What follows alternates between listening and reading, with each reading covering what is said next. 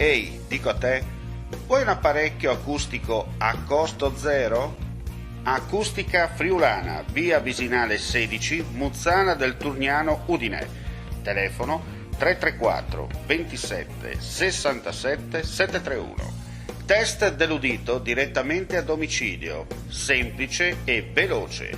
Pagamenti su misura. Non aspettare di non sentire. Campagna di prevenzione dei problemi uditivi. Acustica Friulana. Test dell'udito direttamente a domicilio, semplice e veloce. Un'occasione da non perdere.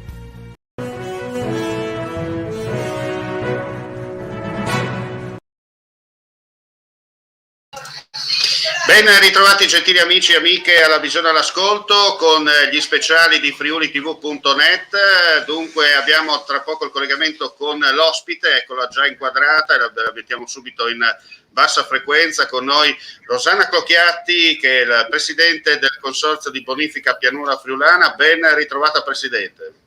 Grazie. Senta, allora, chiaramente io l'ho contattata per un semplice motivo, no? Siamo in un periodo particolare, l'estate chiaramente deve far caldo, però l'estate porta anche un forte consumo d'acqua, no? Un forte consumo d'acqua, soprattutto per i campi, per l'agricoltura. E allora con lei voglio fare un attimo il punto della situazione per quanto riguarda, insomma, la distribuzione, la fornitura dell'acqua irrigua, poi che i contadini possono, gli imprenditori agricoli comunque possono utilizzare poi per mantenere viva la propria struttura sia vitivinicola piuttosto che riguardante le piante di stagione. Intanto buongiorno a tutti. Possiamo dire che per adesso il sistema irriguo è a pieno regime. Ormai si sta irrigando da parecchio tempo. Quest'anno c'è stato il periodo primaverile con fortissime piogge, prima ancora invece con forte siccità, per cui avevamo iniziato a irrigare gli autunni vernini. Attualmente siamo in piena campagna irrigua, quindi siamo all'interno della media di ogni anno, con una situazione di irrigazione totale dove è possibile, certo, su tutto il territorio friulano. Per cui diciamo pure che siamo in pieno di quello che è l'attività. Chiaro. Senta Presidente, tra l'altro abbiamo avuto un periodo un po' particolare autunno-inverno, no? Tra piogge, forti nevicate in montagna che se da una parte purtroppo hanno creato disagi e anche interventi per danni causati alle infrastrutture eccetera, dall'altra parte positiva perché i bacini montani si sono riempiti nel momento in cui l'emergenza ha chiamato, si è aperta tra parentesi, usiamo questo termine, la valvola per alimentare ulteriormente i corsi d'acqua per aiutare poi per quanto riguarda la distribuzione della stessa per il discorso legato al mondo agricolo.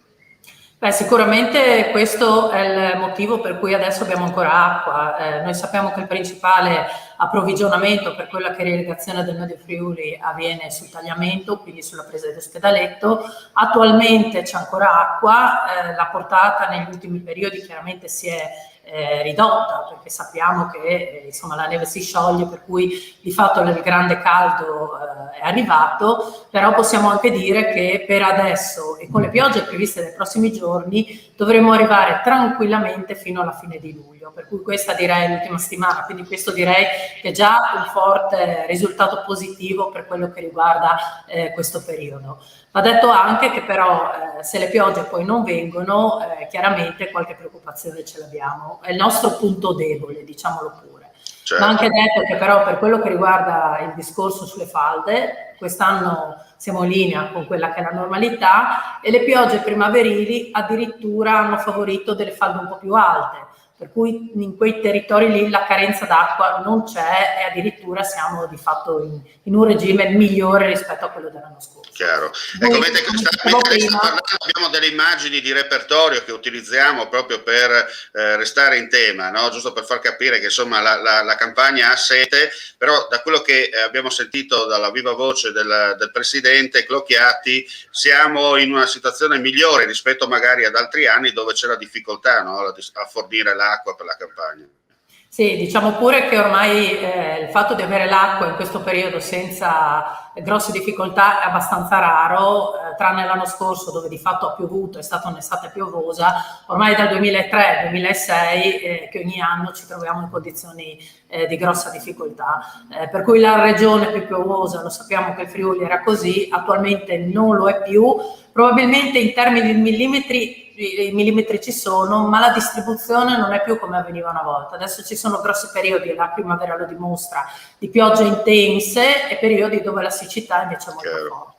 In una regione dove di fatto, non dico una volta alla settimana, ma quasi, anche in periodi estivi, la pioggia era comunque presente, se non altro sul territorio alpino, dove adesso insomma c'è un po' di stentare in questo senso. Certo. Senta Presidente, tra l'altro poi i lavori, no, degli ultimi anni hanno migliorato anche il servizio, perché se prima eravamo abituati a vedere i cosiddetti canali di distribuzione, no, sempre pieni, in qualsiasi momento uno andava, prendeva l'acqua, oggi invece grazie alla programmazione si evita non solo di disperdere questo prezioso seme della vita, no, dono della vita che Madre Natura ci ha donato, mi scuso per il gioco di parole, soprattutto dicevo con la programmazione si evita di disperdere l'acqua, ma soprattutto si tara, no? Quello che riguarda poi lo stesso utilizzo, no? E non si rischia, insomma, come negli anni scorsi che si sentiva magari dispersioni d'acqua buttate via e via dicendo.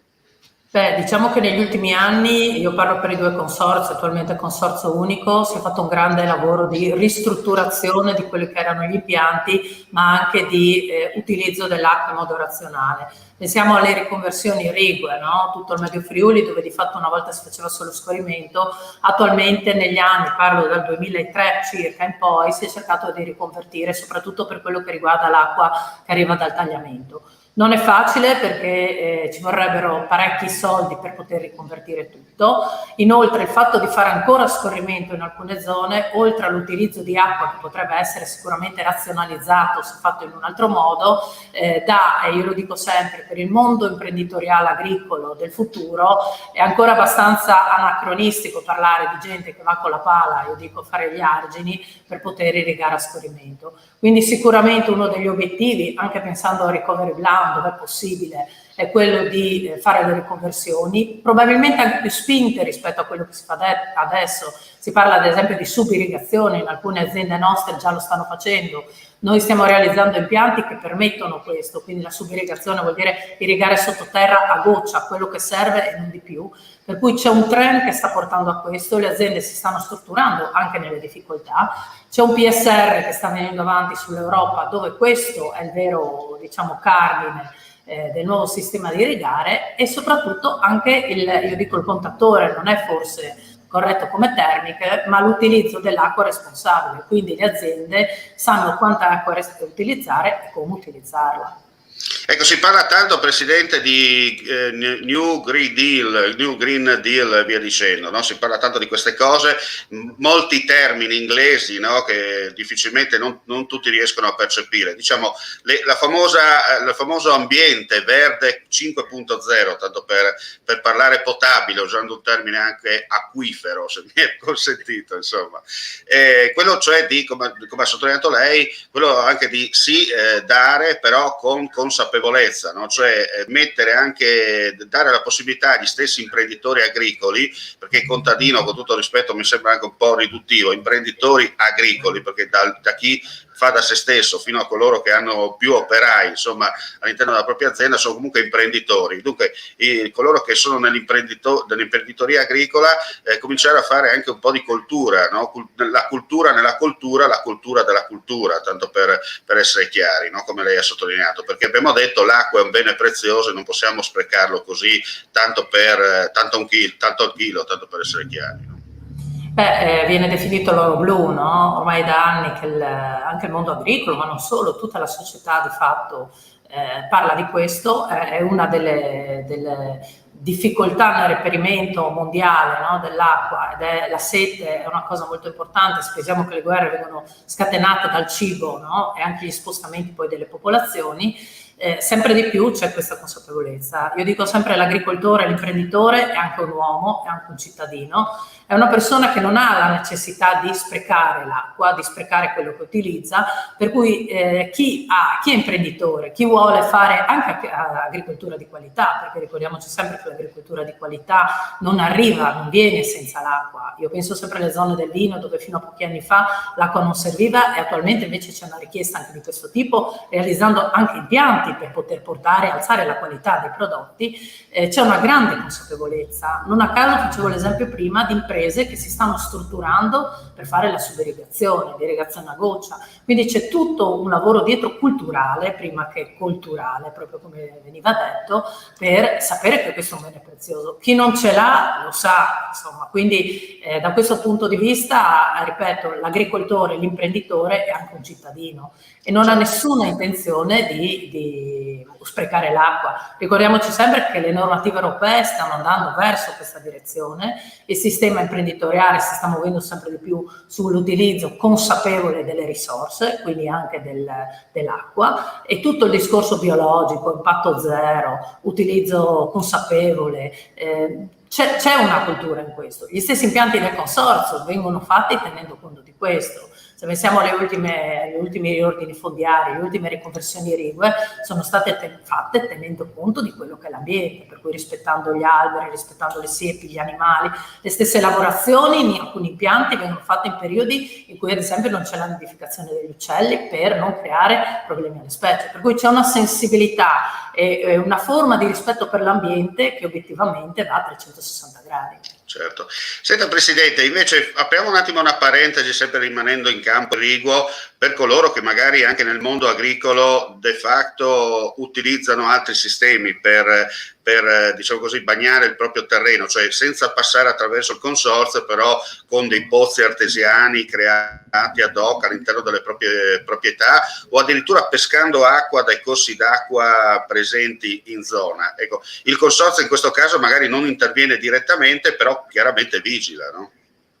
Beh, va detto che sui pozzi artesiani di fatto non è competenza del consorzio, per cui tutto passa attraverso quello che è il sistema regionale, no? Sì, con delle autorizzazioni, però di fatto questo è un sistema che soprattutto sulla bassa friulana ha una sua storia, no? E per cui è un sistema che viene tuttora utilizzato. Per quanto invece riguarda il discorso dei canali, i canali irrigui, per attingere l'acqua ai canali ci deve essere l'autorizzazione.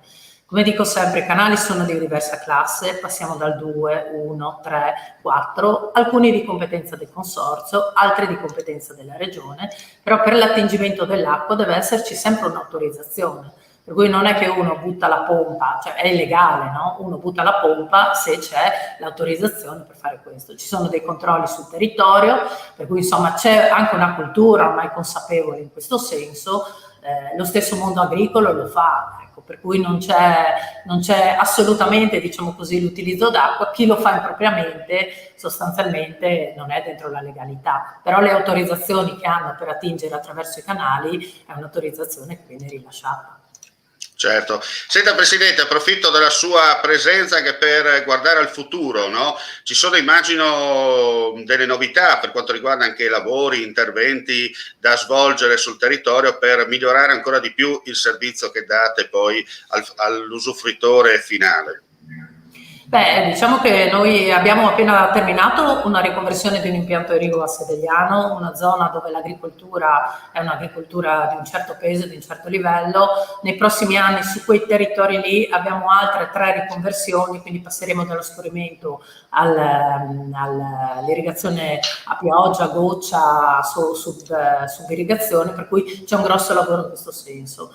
Abbiamo altri lavori che riguardano sempre il Medio Friuli, per cui parlo della zona di Mortegliano, Sammardenchia, tutte quelle zone lì, con finanziamenti regionali, ma anche con finanziamenti che ci arrivano dai ministeri. Un intervento grosso invece andremo ad iniziarlo, perché è un intervento di 2 anni, sarà quello del rivestimento di una parte del canale Ledra, parliamo di circa un territorio che va fino alla fiera fino all'Ente Fiera, per capirci, da Martignacco. È un canale principale. Questo fa parte di un percorso fatto tanti anni fa, quindi parliamo del nonno Lotto, serve proprio per evitare lo spreco di acqua, per evitare di utilizzare più acqua di quella che serve, e serve proprio per continuare a garantire il più possibile l'acqua al territorio. Lì è un finanziamento ministeriale, parliamo di un lavoro di 10 milioni di euro che riguarda le ditte friulane, quindi lavoro sul territorio, hanno vinto la gara loro, per cui per noi questo è sicuramente anche una doppia soddisfazione, un intervento importante, arriva da MIFA, per cui insomma continuiamo a procedere in questo senso. Bene, io ringrazio la Presidente del Consorzio di Bonifica Pianura Friulana, Rosanna Clocchiatti, per l'intervento. La lascio nuovamente al suo lavoro, perché immagino che le incombenze, come si dice in questi casi, a livello burocratico non vanno in vacanza. No? Assolutamente no, non esiste agosto e luglio. Certo, bisogna sempre essere lì pronti a intervenire. Assolutamente. Bene, grazie Presidente, buona giornata a lei e a tutti. Bene. Un saluto. Grazie alla Presidente Clocchiatti, che lasciamo come detto il suo lavoro. Grazie a voi gentili amici e amiche per la visione all'ascolto. Torneremo nel pomeriggio con la nostra edizione live per quanto riguarda l'informazione dal Friuli Venezia Giulia, gli aggiornamenti sul nostro sito www.friulitv.net. Siamo ormai alle porte di mezzogiorno, oltre a augurarvi un buon pranzo, buona giornata a tutti e alla prossima. Vuoi assaggiare una birra dove al suo interno scopri la specialità tipica friulana? Lumi Beer, il prodotto ricavato in 20 ettari di terreno coltivato orzodistico, biodiversità, performance ambientale. Lumi Beer nelle sue 5 versioni disponibili, 4 per consumo veloce e dissetante e la versione Magnum per intenditori. Lumi Beer si abbina a qualsiasi palato. Lumi Beer è un prodotto esclusivo Azienda Agricola Pancera, il buon seme, i buoni frutti.